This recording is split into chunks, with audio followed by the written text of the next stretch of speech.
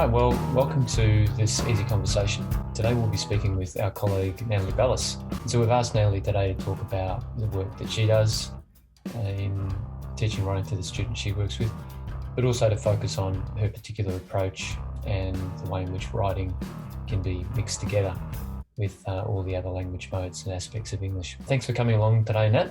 My pleasure. Perhaps you can start by giving us a bit of background to you and how you've arrived at where you're at in terms of your professional journey, and then we can jump into some other stuff. Yeah, sure. Okay. So today I want to share some stories from my classroom practice. Firstly, I wanted to start by talking a little bit about my context. So I've been teaching for close to 20 years now, which sounds terrifying to think about. Wow, is it really 20 years? It's close, I think, at least 15 or so. And I've taught in a range of different places, but I've spent a lot of time in the school that I'm currently in. I actually started my teaching career there and feel quite at home there, I suppose. I've also taught in the UK for 12 months. I've love literature. That's sort of my passion. I teach English literature and have taught some English language as well. I'm a head of faculty, so I look after a team of English teachers at my school and soon to be LOTE teachers as well. So we've had a bit of a shake up in terms of the way that our faculties are organised at my school, and LOTE teachers are being brought into a broader faculty with the English teachers. So it'll be interesting to see how that works out. I've just survived 2 years of remote learning off and on through the pandemic, and that's brought me to the point where I'm now on long service leave. So it's been nice to have a break and some time to kind of think and reflect about my teaching and also just have a break as well. And I guess one of the other things that's useful to know about me is that I like writing about my teaching, and that's been central to my practice since I started teaching.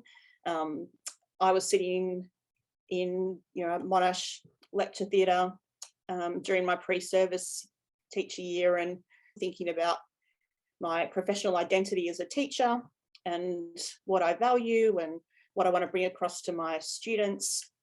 And so writing has sort of remained a big part of that throughout my career. In terms of my school context, so I teach in an independent school in regional Victoria. It's quite a large school. It's got 2 campuses, one where I teach from prep to 12 or ELC to 12, and another campus about 45 minutes away. And both the English faculties at both campuses work really closely together. It's a well-resourced school. Kids are pretty keen for the most part to engage and to learn. The school's got a bit of an academic focus and is quite aspirational. And I'm telling you these things because it's an important part of the picture to understand about how I'm able to kind of navigate the classroom spaces that I'm in. It's a lovely place to work. Lovely, interesting kids, whole range of different skills and abilities and learning needs. The picture that you can see on the screen is of one of our new buildings. You can see lots of glass, so you can kind of see into the other classrooms, and around the classroom walls are lots of whiteboards, which I use all the time. So kids getting up and writing on those boards together during our classes. So that's a bit about my school context. And in terms of what I wanted to share with you all today, I just want to share with you some stories and examples from my classrooms over the years, and trying to kind of give you some facets of my writing pedagogy that I think might be useful. So I've sort of broken them up into kind of 4 key ideas that do sort of blur together. About valuing student voices, the value of multimodalities, and I'm thinking about that quite broadly in terms of experimenting with form and genre and so on. blurring boundaries between analysis and creativity, so not thinking about writing and reading, or analysis and creative writing in different silos, but thinking about the links between them. And just remembering that, particularly as I've been reminded of in the last 2 years while teaching remotely and helping kids sort of navigate COVID, that the classroom's a really emotional space, and trying to find ways to kind of acknowledge that and value that in the classroom. So those are sort of 4 key ideas, and then I want to share some examples to illustrate that will hopefully be useful. What I'm not going to do is give like clear strategies, a la hits. So that's a big thing in the Victorian government at the moment. There's no clear, easy answers, and that's one of the things that I'm probably going to talk about today as well, and the complexity of the classroom space and the institutional space, and how all those things kind of shape what you do in the classroom. So before I share those stories, I just wanted to give you a little bit of theory that might help to frame what I'm going to share with you today. And one of the texts that's been really influential to me since I started teaching, Ian Reid's text, The Making of Literature. So it's an oldie but a goodie. And he talks about 2 different exemplars, I suppose, of the English classroom and ways of teaching English and exploring literature. So on one hand, you have the literature gallery, and on the other hand, you have the literature workshop, which is what I try and aspire to create in my classroom space. So the literature gallery is the idea that teachers are kind of curators of kind of distilling the important message from each text or each facet of writing to their students. And there's this distance between the text and the students themselves. On the other hand, you have the literature workshop, which is about play, engagement, connection, and the valuing of student voices and perspectives as well. And it's about kind of integrating reading and writing, creativity and analysis, opportunities to think deeply about text, but also opportunities to kind of talk and discuss and share ideas. And to me, it's been a really good way of kind of conceptualizing what I want to achieve in my classroom every day over the years, as a space that's kind of creative and collaborative, and those lines between, process and product, play and work, reading and writing are always blurred. And the classroom is a social space, place of interaction and talk and discussion. A couple of other little snippets of the theorists that have been important to me and that might be useful to you as well in the writing that you're doing, or as you're kind of shaping your own professional identity as an English teacher. Bakhtin and his notion that language is dialogic, that the word is half someone else's. And so as we're creating knowledge together, student voices are a big part of that. Raymond Williams' notion of creativity being a process of remaking, so that idea that as we interact with text, or as we write and produce text in the classroom, we're kind of remaking our understanding of the world and also reshaping ourselves through the learning process as well. And I've often found myself, particularly teaching literature, I've been able to kind of make connections between the literary writers that I've been exploring with students and my own practice and the things that I value in the classroom. And Adrienne Rich is one of my favourite poets and someone that I've loved teaching. And I've just got a quote from her poem, Diving into the Wreck, on the screen. And that idea of the wreck, or the literary canon being something that we can engage with critically, and that critical exploration of texts and ideas is really important to make sure that every voice and perspective is heard and valued. So those are just some of the things that are important to me and that will hopefully help to shed some light on some of the stories that I'm going to share from my classroom today as well. And I just kind of wanted to finish this introduction by talking about the other side of that coin. You know, on the one hand, you have the things that you sort of value and care about and want to convey to your students and the way you want your classroom to be and exist.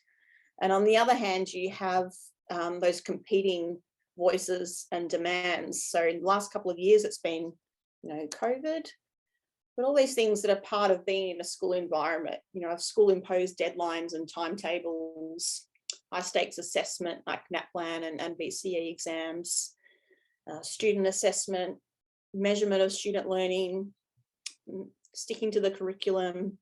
All those things can kind of control to, you know, some degree what we do in the classroom.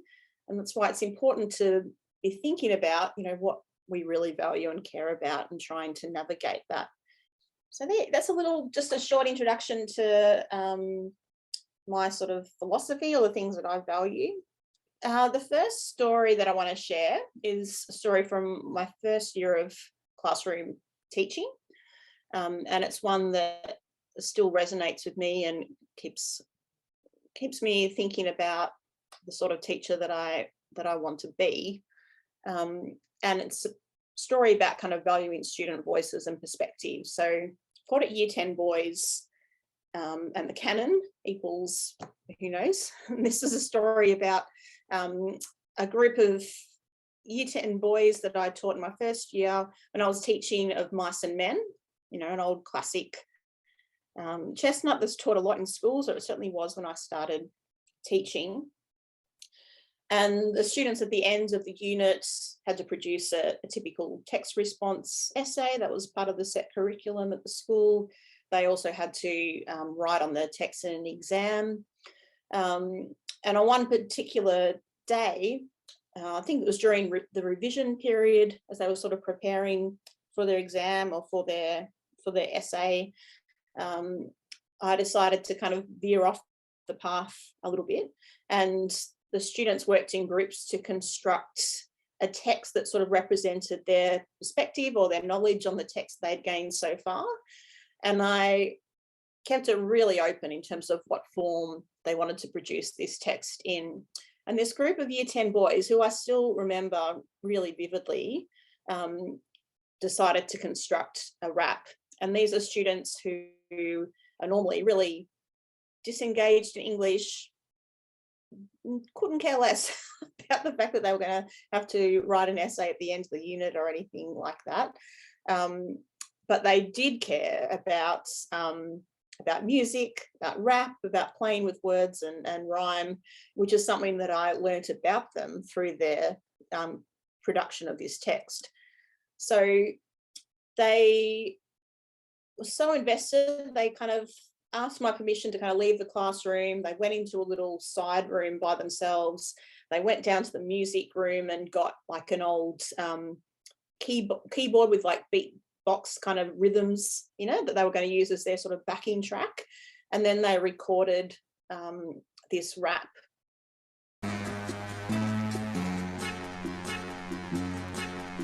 Yo, Steinbeck, writing about Lenny and George here. Yeah. And now it's time to jump into the rap bout of Mice and Men. Yeah. They want some respect, y'all. Want some respect. Yo, Steinbeck. Here we go. Yeah. Yeah. Yeah. And now it's time for you guys. Here we go. Yeah. How many dudes know stuff like Lenny? Not many, if any. How many dudes know Kate like Lenny? Not many, if any. How many guys know Gus' friend named George? It's Lenny, just Lenny. How many dudes know Sock just Torch? Not many, if any. Because of who they came from, weed. Let's time to hire the local dwarf kids. The boy named Lenny, he's a sexy town. With the girl, so he got some backgrounds. Everyone day was real mad, and George and Lenny both real sad. The two ended up near a lonely ranch. George and Lenny, yo, this was our last chance. One last chance! Back. Yeah! Yeah! Yo, yeah, this song's complex. Lenny, Curly, George, and Candy. Yo, what a mess. Oh, dude, got no respect. Just a big mess. No respect, no intellect.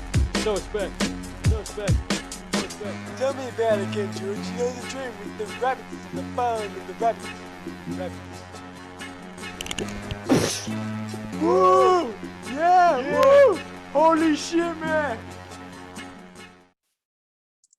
So that text, I was really impressed by it, particularly because these were a group of students who were often seemed to be quite disengaged with the content. And to me, it demonstrates how much they knew and took in about the themes and ideas of Mice and Men, the characters and the plot and the narrative in ways that they might have struggled to convey in a more typical analytical essay format. And I'm also really impressed with the playfulness of the language, play with rhythms, what it demonstrates about their knowledge of, poetry and rhyme and different facilities with language. And so giving them opportunities to write in a form that was relevant for them, that they cared about, that they were passionate about, led to richer ideas, a richer understanding, and certainly more engagement.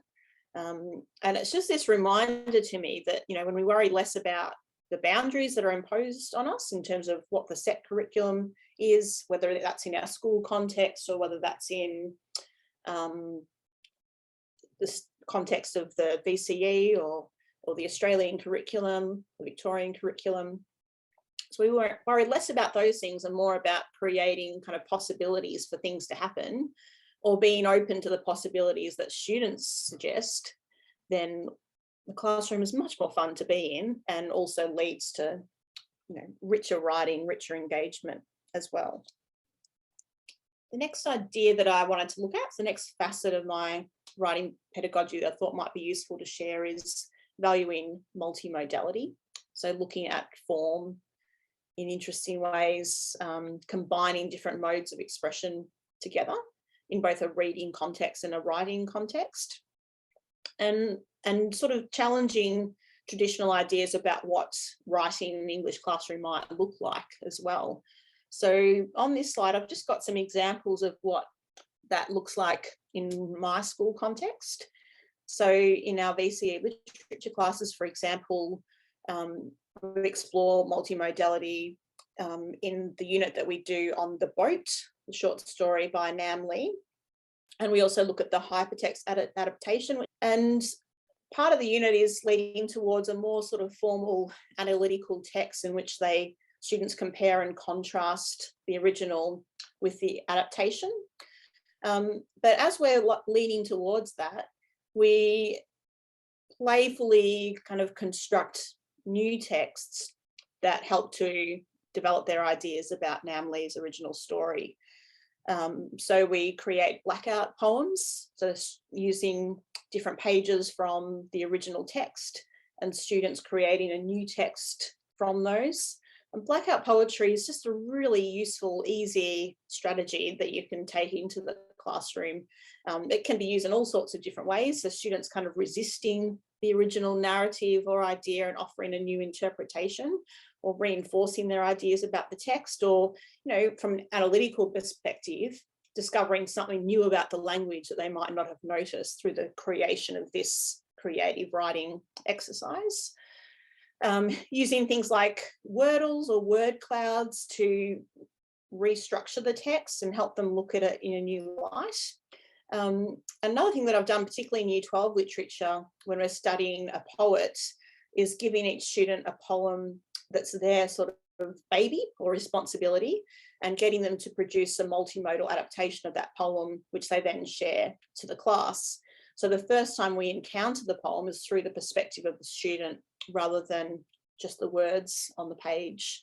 In our Year 9 English classes, we do a science fiction unit. The students write their original science fiction story after examining a whole range of different texts. And then they also produce like a pitch, so a bit of a presentation, to encourage a film studio to purchase their story and turn it into the film. And they love that. So, thinking about which celebrities they'd get to play the different characters in their story, how they'd construct the settings and so on.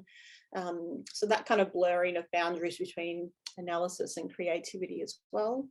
In year 8 English, we study the verse novel By the River, and the students create multimodal interpretations of one of the poems using simple technology like Movie Maker, for example, or their phones to kind of create short films based on one of the poems in the novel. In year 7 English, the students create their own choose your own adventure stories. So you might remember the old choose your own adventure novels where you'd turn to a page and, you know, to jump off the cliff, go to page 17, or to, you know, run back the other way, go to page 18. So in year 7, the students use PowerPoint to create a hypertext, so a narrative with all sorts of different tangents that the reader can then explore, and then sort of mapping narratives and adding visuals and sound to their stories, and they come up with the most miraculous things. So those are some examples of what multimodality looks like in the classrooms at my school. And it's another great way of connecting with student worlds too. So they're interacting with multimodal text all the time, whether that's kind of on TikTok or Instagram, text that they're creating, text that they're consuming. And so it's a way of perhaps connecting with where they are at, as well as challenging notions or traditional notions of what writing needs to look like in an English classroom as well. This is an example of what I mean by Wordle. So not what everyone's doing at the moment with the New York Times app, but instead creating sort of word clouds. So this Wordle is a poem called You're by Sylvia Plath. And I use this task a lot in teaching of poetry or teaching a more challenging text, where we start to kind of look at the language without worrying too much about the form, and having discussions about what we know about the connections between the words, or what we think about the imagery, and then seeing things differently and bringing those new ideas to a text. And in terms of writing, blackout poetry, like I suggested before, is a really good example of that. Word substitution, so taking words out of the original poem and changing them, putting something new in to kind of generate new ideas about their understanding of what the poet's doing with language there.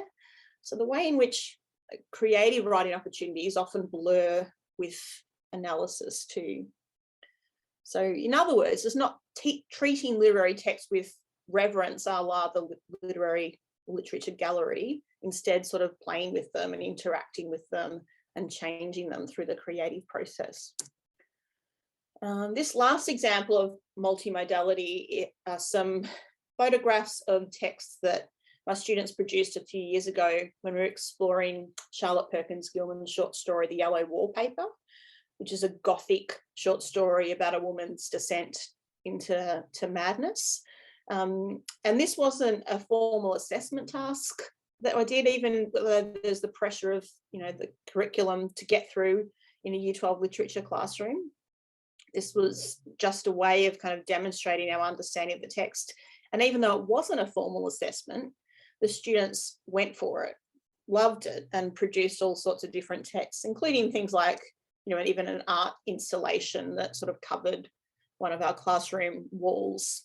And they'd written, which is just sort of out of frame, like almost like a gallery title, kind of explaining what they were trying to achieve in this visual interpretation of the yellow wallpaper. And again, that blurring of study of literature with writing and creativity. These are some images from a fine ink drawing that one of the students produced to kind of look at the metaphors of structure and order and mathematics that are used in that original story in a new way. We're interested, I think, if you could talk us through how you balance that. How do you decide when an engaging activity needs to be extended or become more challenging? Or how do you avoid just using, say, a concept like multimodality to engage students, and how do you decide as a teacher when to challenge and push and extend student skills at the same time? Yeah, that's a really good question. And I would argue that it's through those creative opportunities, so playing with form, constructing a text in a new way, that leads to more rigorous engagement. And the way that happens is through the stuff that's happening around the creation of that text. So the product itself might be less important than the conversations that are happening around the production of that product. And I think that's where the rigor comes into it too. So through the creation of that text, through the talking that they're doing with their peers, through their interaction with the original text that they're kind of responding to, they're deepening their understanding and coming to a richer, more rigorous understanding as well. And I think, to me, that's one of the most important things about writing opportunities in the classroom. It's like not thinking about them as the end product. Like in the example of the yellow wallpaper, which I just gave, while the students were creating this, visual representation of their ideas and having heaps of fun doing it, talking about the school holidays that were coming up, chatting about stuff that was going on outside the classroom, but they were also engaging with the text itself and learning more about the form, the particular motifs, and all that knowledge then can be used in the more formal analytical pieces that they then have to go on to produce in order to be prepared for the exam at the end of year 12 and so on. And I think once they have confidence with their ideas, then that leads to richer, more interesting writing. And also when they're confident enough to kind of play and experiment with language through creative opportunities like this, it also leads to more, not just more rigorous, but more lively analytical writing as well. Okay, so yeah, this perhaps leads into what I was just talking about, that blurring of boundaries between analysis and creativity, and seeing those creative writing opportunities as opportunities to also deepen the analytical understanding as well. So the example that I wanted to talk about is a unit in Year 10 English about satire. So in this unit, in the past, we've explored a whole range of different satirical texts. So articles from The Shovel or The Onion, they're sort of popular satirical news sources that are readily available. Looking at episodes of South Park, mashups. So, texts that are satirical texts that have been created by established authors or journalists, but also satirical texts that are created by ordinary people using the technology at their disposal to kind of disseminate and share something new. Looking at memes, looking at parodies. So exploring how satirical texts can be created in a whole lot of different forms, and at the same time used to explore ideas that really matter, issues that are kind of confronting and challenging and important in society, and using humour to do so. And the students love the irreverence of the opportunity to explore texts like that. But at the same time, while we're exploring these texts that are engaging and fun, it also leads to richer sort of traditional Englishy sort of knowledge. So using a satirical text, for example, like this one, which is about gun control in America, using, carrying sharks to prevent future attacks, as though similar to sort of teachers being able to bear arms in schools in America, which was an issue that was raised a few years ago. So exploring a text like that, and then learning really traditional Englishy things about, the conventions of a newspaper article and how they're used for satirical purposes, rather than using an opinion piece that is more sort of traditional or formal or expected. And then the integration of sort of play and work, process and product, reading and writing, getting back to Reid's literature workshop. So this is a short writing activity that we did. So taking headlines that were from the Batuta Advocate, which is another satirical news source, and then selecting one of those headlines, which are on the screen at the moment, and then constructing the opening paragraphs, and then sharing them. So having some fun exploring, big issues in society through this more lighthearted way, and then perhaps being able to produce an extended text based on some of these short writing activities that they had done.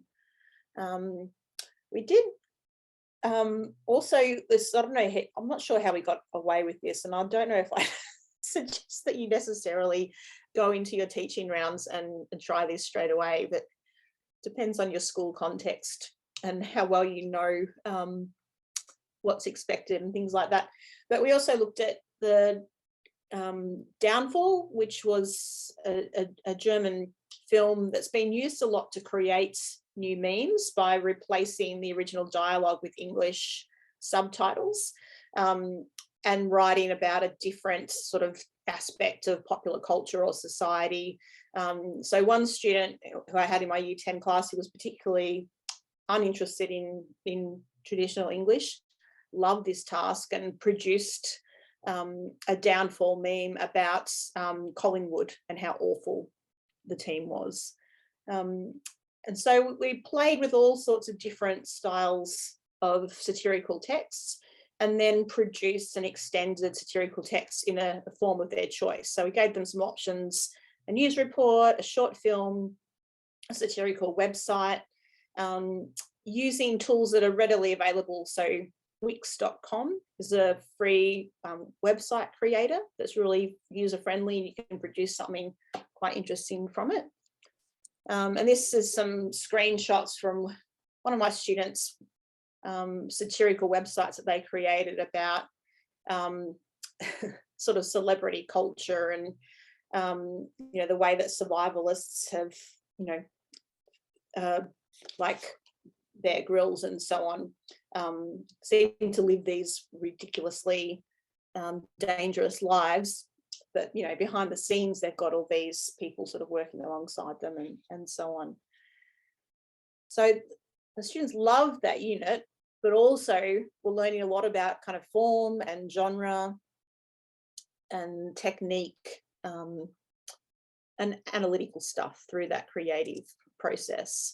And the unit has evolved in the last couple of years to kind of tap into young people's activism, which we see more and more, particularly about climate and human rights.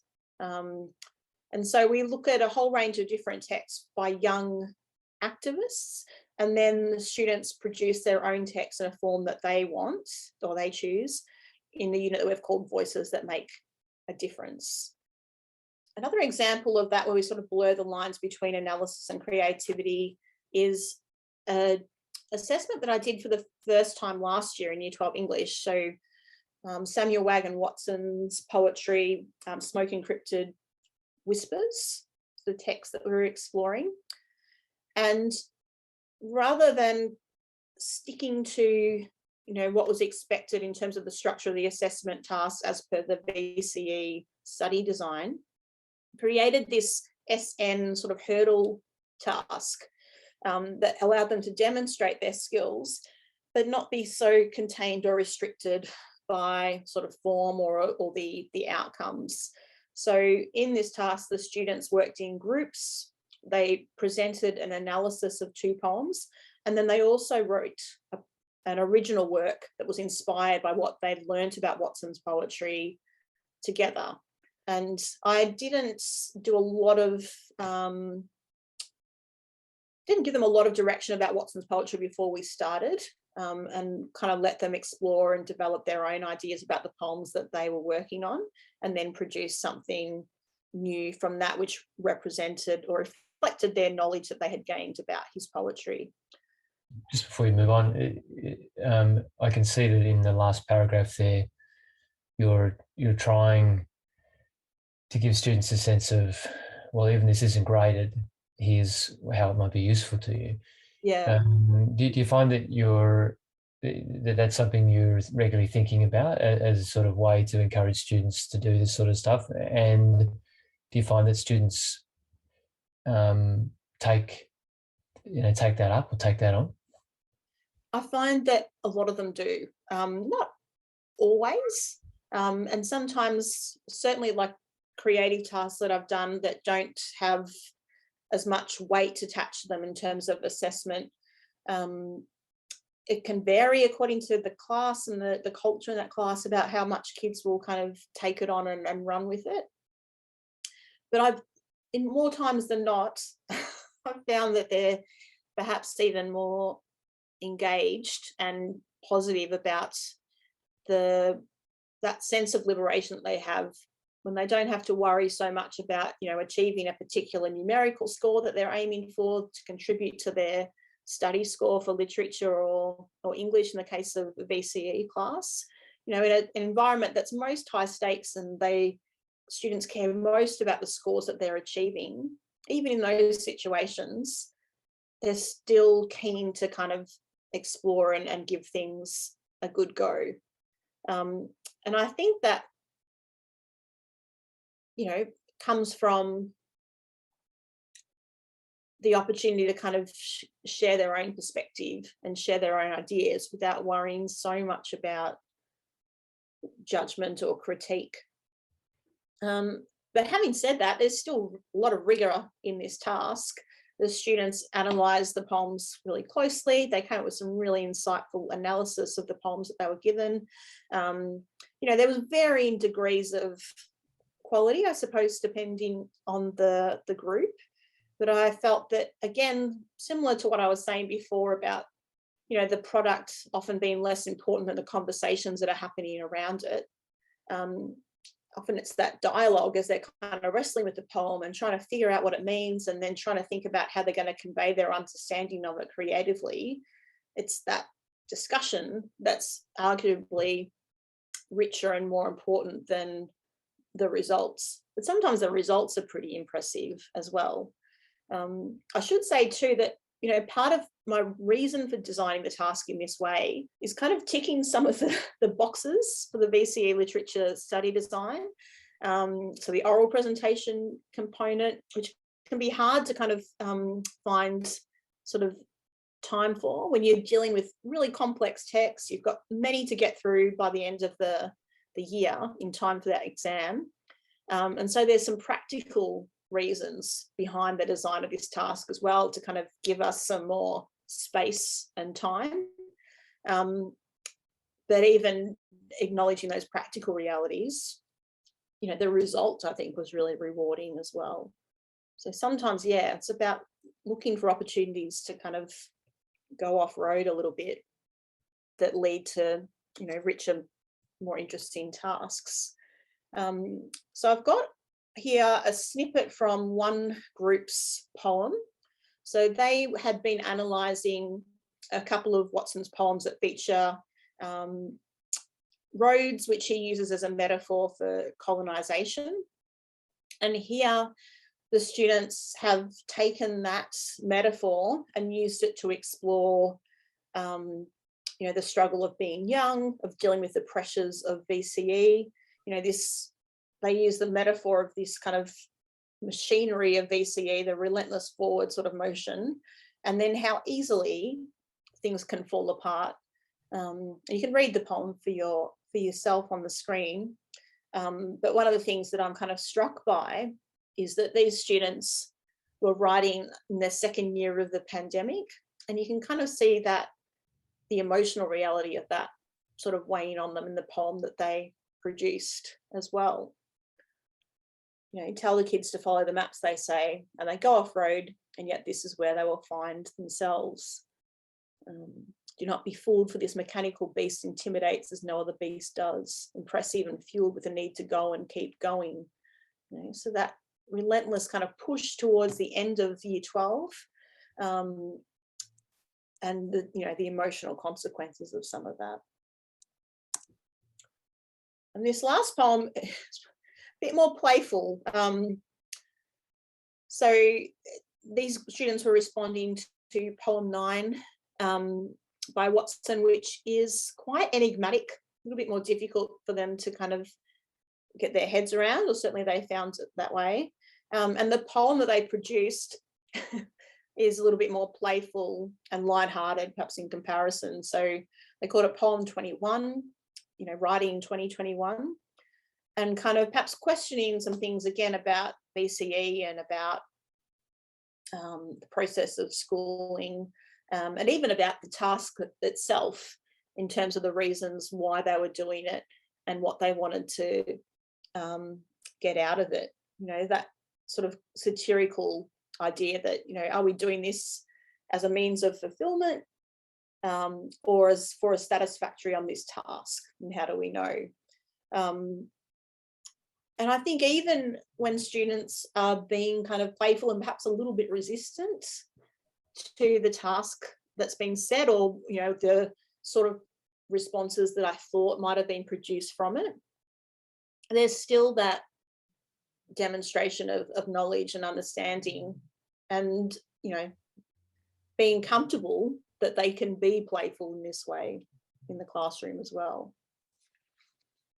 So the last story that I wanted to share is about privileging the personal and the emotional. And I guess those poems that I just shared from students kind of lead into that point as well.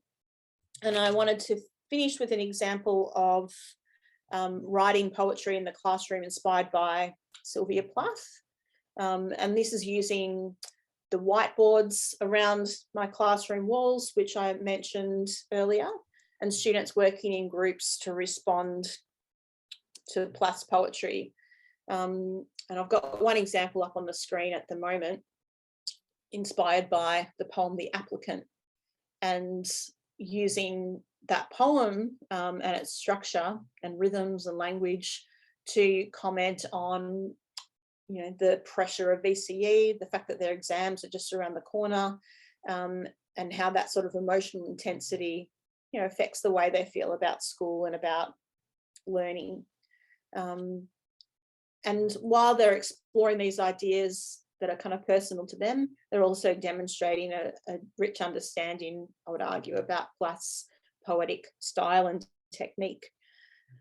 And again, it was the conversations happening around the room while the students that were writing that are perhaps even richer than the poems that they produced themselves. And there's something kind of cathartic about that process too. And while they were writing, I was also writing, which is something I try to do in the classroom as much as I can, you know, writing alongside them and sharing my writing with them and showing that I'm, you know, willing to kind of take the risk to write alongside them as well, and potentially receive their judgment too. This is another poem that another group produced, very depressing, using Plath's sort of cosmological images, which we'd kind of talked about and explored in her poems as we were preparing for the exam, and kind of using them to sort of reflect their sort of exhaustion at the end of year 12 and preparing for the year 12 exam. So again, nothing to do with assessment, not a formal piece of writing, a playful writing practice, which then deepens their understanding of the construction of Plath's poetry as they're writing more formally about her poetry in the form of, you know, passage analysis, responses in the exam, and so on. And this last example is one that I use quite often, and it's a reminder that writing tasks don't have to be sort of big or significant. You know, writing can be happening in small ways every day, and sometimes doesn't have anything to do with the curriculum and is more to do about tapping into what students are thinking and feeling. So this is an example of a homework task that I set at the start of my year 12 literature class in early commencement, where they kind of shared their perspectives of, you know, what they were worried about or what they were thinking about, and what year 12 literature might entail, what their experiences had been of year 11 English or literature. And they're kind of playful, but they also give me some insight into what they're considering as they prepare for the year ahead. And this sort of task, the creation of a meme and the sharing of that on a class page social stream, for example, or email to the teacher or whatever it might be, are a way of kind of getting a sense of where students are at and how they're feeling. And at the same time, making them feel at ease by being a bit playful. And so what we did with a lot of these memes is turn them into a visual sort of presentation that was always sort of revolving on their class page, so they can kind of be reminded of and have a bit of a laugh about their perspectives and struggles and worries in a lighthearted way throughout the year. Yeah, those are the examples that I thought might be useful to share today.